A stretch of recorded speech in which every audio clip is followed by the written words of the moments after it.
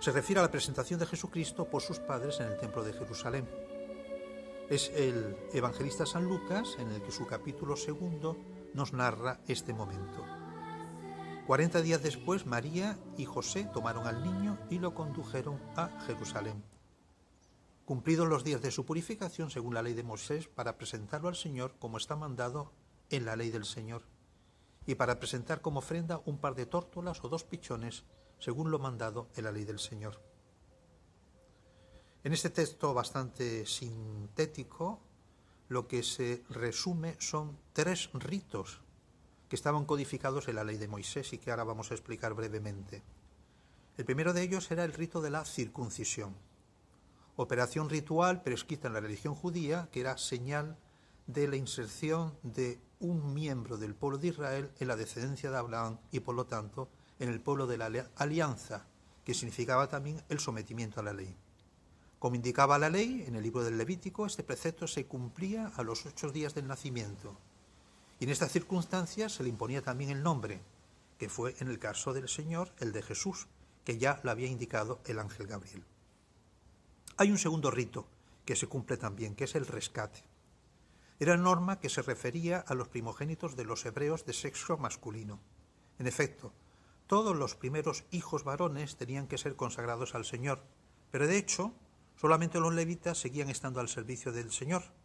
Los primogénitos de las otras tribus eran rescatados a la edad de 1 mes, pagando por ello la cantidad de 5 ciclos, como indica el libro de los Números.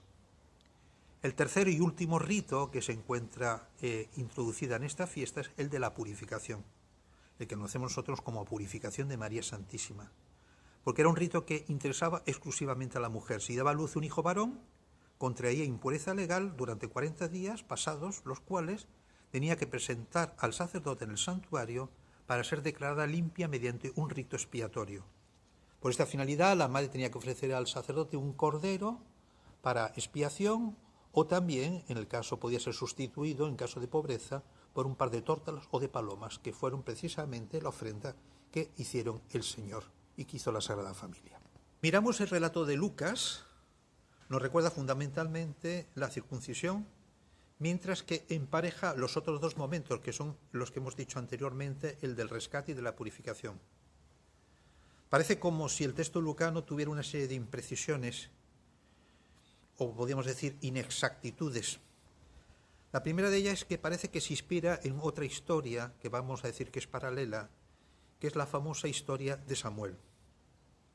Cuando Elcana y Ana, después de haber conseguido milagrosamente el nacimiento de Samuel, se dirigen al santuario de Silo para destinar al niño al servicio del Señor, se realiza algo que es también como muy paralelo. Parece como si todos esos actos jurídicos estuvieran incluidos en el mismo momento. Otra explicación que dan algunos teólogos hace referencia que en el rito de la purificación de María, que María no tenía necesidad de purificarse porque ella era la toda pura, la toda limpia, y que por lo tanto que lo que allí se aguardaba no era la liberación de María, sino la liberación que es la que precisamente celebran la profetisa Ana y el sacerdote Zacarías, que es la purificación de todo el pueblo de Israel. Con todo derecho, Jesús es verdaderamente el santo, es decir, el consagrado de Dios.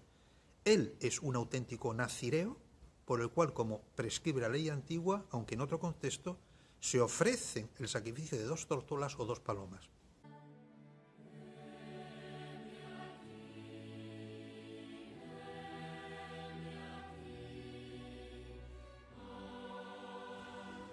La fiesta de la presentación también se le conoce con el nombre de la fiesta de las candelas o de la Virgen de la Candelaria.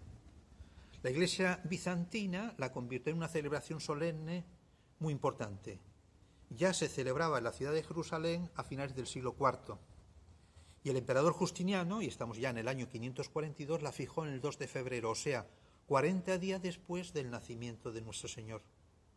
Los griegos le llamaban con el nombre de Hipapanto, es decir, como la fiesta del encuentro.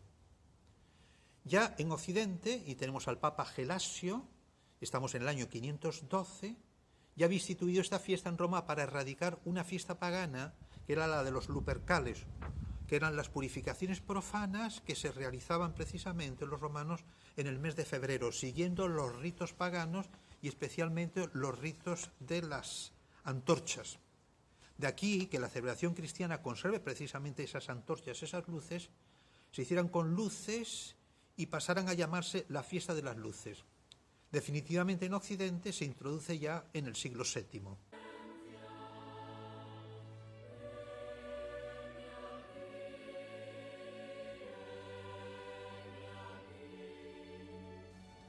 María y José llevan a Jesús al templo. Allí en el templo se encontraba Simeón, que tenía fama de ser hombre justo, que al verlos tuvo la convicción de que actuaba impulsado por el Espíritu Santo. Toma a brazos a Jesús, lo bendice y usa aquella expresión que ha recogido la liturgia, el nun dimittis.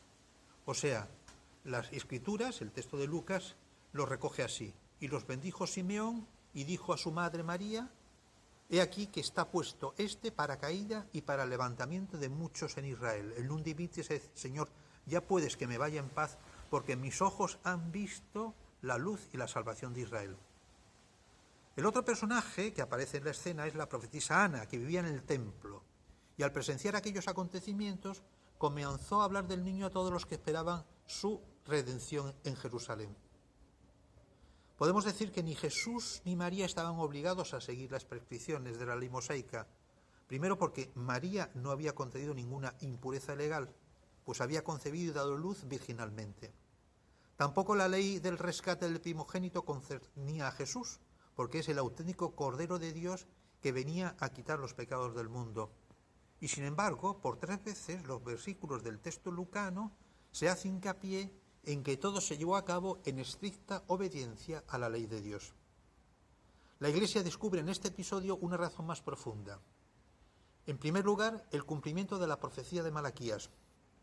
Dice este profeta: vendrá a su templo el dominador, a quien buscáis vosotros, y el ángel del testamento al que vosotros deseáis. Además, María comprendió que Jesús debía ser conducido al templo no ya para rescatarlo, como a los demás primogénitos, sino para ser ofrecido a Dios en verdadero sacrificio. Esto es lo que expresa fundamentalmente la carta a los hebreos. Al entrar en el mundo, dice el texto: sacrificio y ofrenda no quisiste, pero me preparaste un cuerpo. Los holocaustos y sacrificios por el pecado no te han agradado. Entonces dije: aquí vengo, como está escrito a mí al comienzo del libro, para hacer, oh Dios, tu voluntad. La presentación de Jesús en el templo se podría comparar en cierto modo al ofertorio en la Santa Misa, porque ahí es donde precisamente Dios se hace presente en el tiempo y en el espacio. En la preparación de ese sacrificio, como después la realización en la cima de Gólgota, un lugar está especialmente reservado a la Madre de Dios. Desde los primeros momentos de la vida terrena, Jesús asocia a María en el sacrificio redentor que ha venido a cumplir. Por último, el encuentro entre la Virgen y el anciano debió de suceder ante la puerta llamada de Nicanor, que era el lugar en el que se accedía al atrio de los israelitas. En aquel lugar se situaba uno de los sacerdotes encargados de atender a las mujeres que ofrecían el sacrificio por sí mismas y por sus hijos. Probablemente ahí estaba María acompañada de José, se colocó en la fila y ahí es donde le recibió Simeón. El día de la Candelaria, por último, es el día dedicado también especialmente a la vida consagrada y por lo tanto un día para rezar por todas esas vocaciones de servicio a la Iglesia.